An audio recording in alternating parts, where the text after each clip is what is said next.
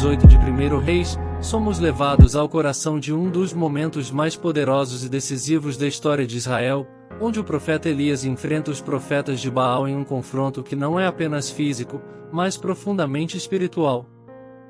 Para entendermos a profundidade deste capítulo, é importante lembrar que o reino de Israel estava vivendo em tempos de grande apostasia. Sob a liderança do rei Acabe e a influência de sua esposa, Jezabel, o povo de Deus havia se afastado do Senhor, voltando-se para a idolatria, especialmente através da adoração ao deus pagão Baal.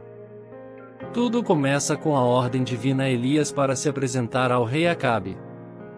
Depois de um longo tempo, no terceiro ano, a palavra do Senhor veio a Elias: vá apresentar-se a Acabe, e eu enviarei chuva sobre a terra. 1 Reis 18, 1. Após 3 anos de seca, que foi uma consequência direta da idolatria de Israel, Elias recebe a instrução de se revelar ao rei, pois Deus está prestes a demonstrar sua soberania mais uma vez.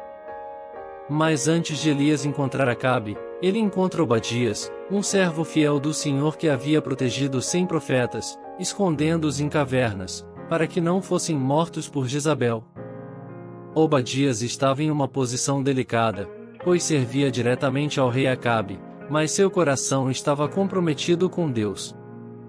Ao se encontrarem, Obadias fica temeroso de que, ao anunciar a chegada de Elias, o profeta desapareça novamente e Acabe o culpe, levando à sua morte. No entanto, Elias garante que se apresentará ao rei. Quando Elias e Acabe finalmente se encontram, o rei acusa Elias de ser o causador dos problemas de Israel. Quando ele viu Elias, disse-lhe: é você mesmo, perturbador de Israel. 1 Reis 18, 17.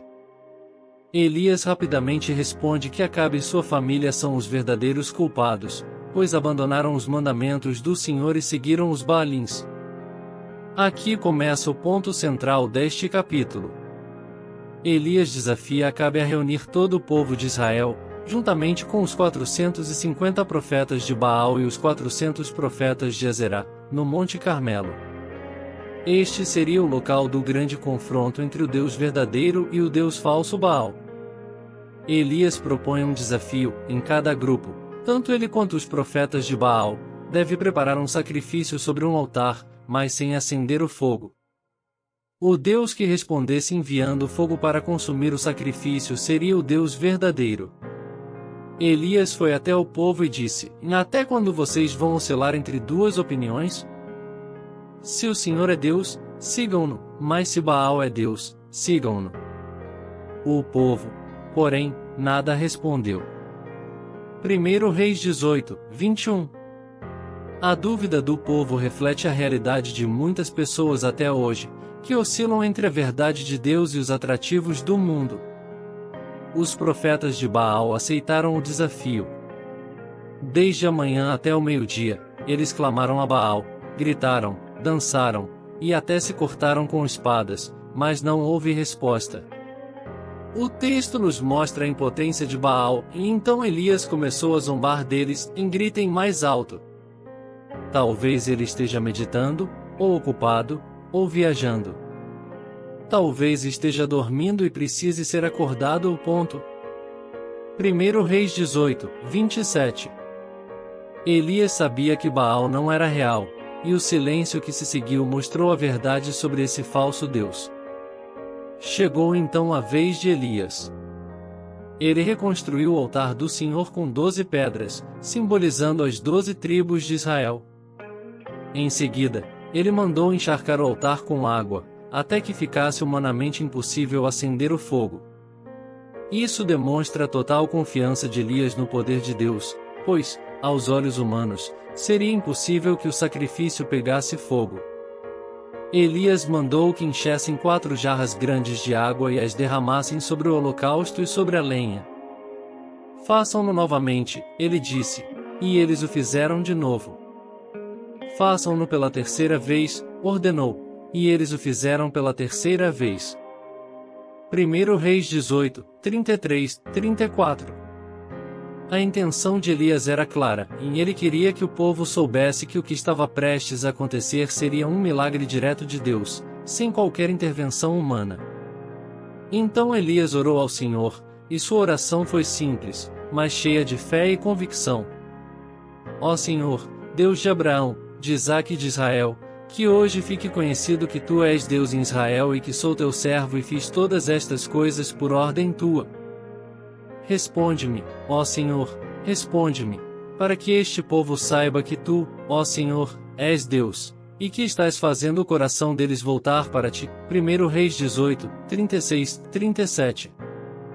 Deus respondeu à oração de Elias de maneira poderosa e visível, e então o fogo do Senhor caiu e queimou completamente o holocausto, a lenha, as pedras e o solo, e também secou a água na valeta. 1 Reis 18, 38.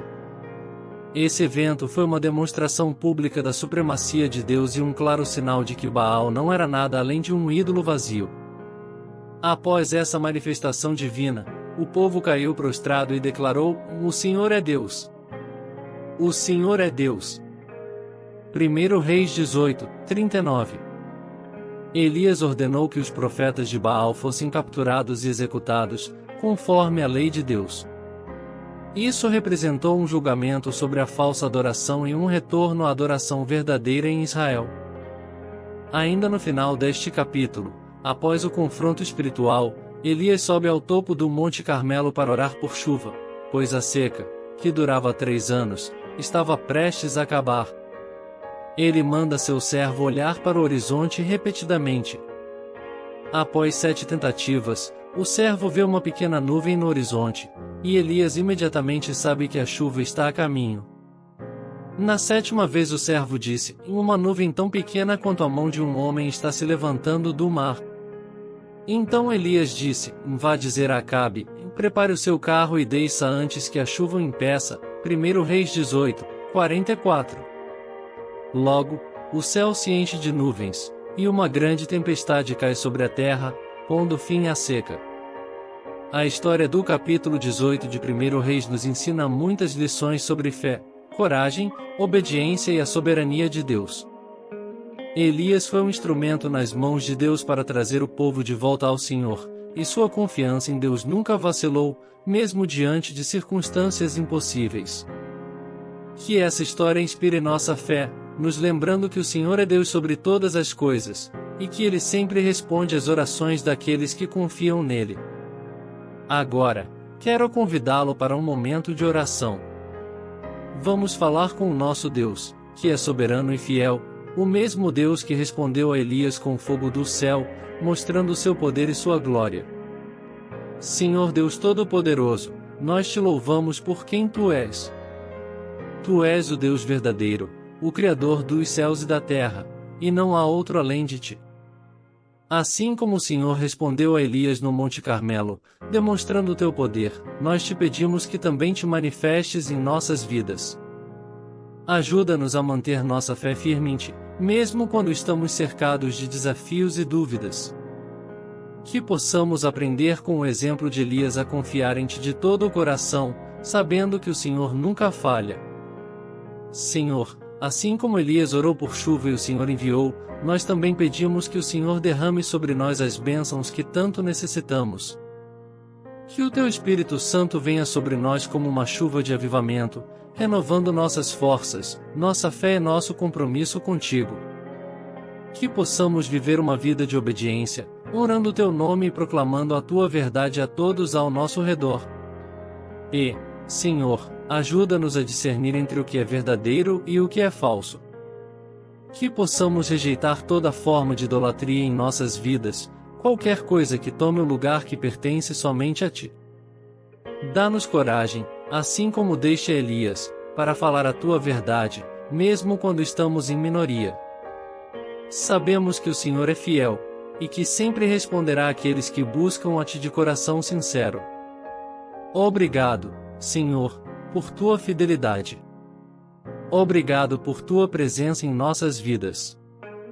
Nós oramos em nome de Jesus. Amém.